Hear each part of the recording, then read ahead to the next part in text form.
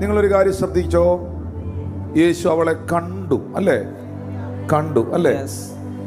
യേശു അവളെ കണ്ടതിനാൽ അവളുടെ കൂന് മാറിയോ? ഇല്ല സഹോദരി, മാറിയില്ല.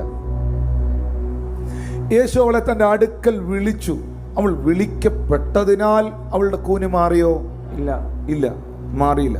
പക്ഷെ യേശു കണ്ടതിനെ, യേശു കർത്താവ് വിളിച്ചപ്പോൾ മടി കൂടാതെ അടുത്തു വന്നതിനെ, രോഗബന്ധനം അഴിഞ്ഞിരിക്കുന്നു എന്ന് പറഞ്ഞ് യേശു അവളെ തൊട്ടു, അവളുടെ മേൽ കൈവച്ചു.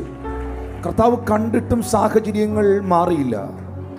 കർത്താവെ, നീ എന്നെ വിളിച്ചു, നീ എന്നെ വിളിക്കപ്പെട്ടതിനാലും എൻ്റെ അവസ്ഥകൾക്ക് വ്യത്യാസമില്ല.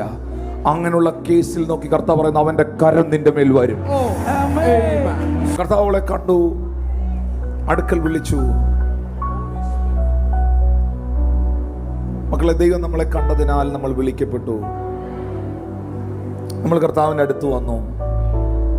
ഇപ്പോൾ അവൾ ആരുടെ അടുത്തായി നിൽക്കുന്നത്?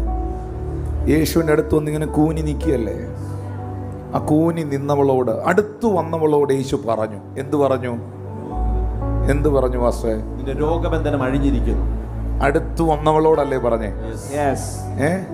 അരികിൽ വരുന്നവരോട് അവന് ചിലത് പറയാനുണ്ട്. അങ്ങ് ദൂരെ ഇരിക്കരുത്. ഈ ദിവസങ്ങളിൽ പ്രാർത്ഥനയിൽ കേറിക്കോണം, ഉപവാസത്തിൽ കേറിക്കോണം.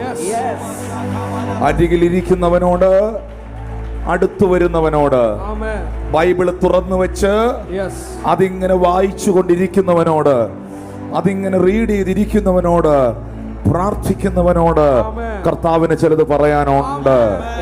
കർത്താവിന് ചിലത് പറയാനുണ്ട്.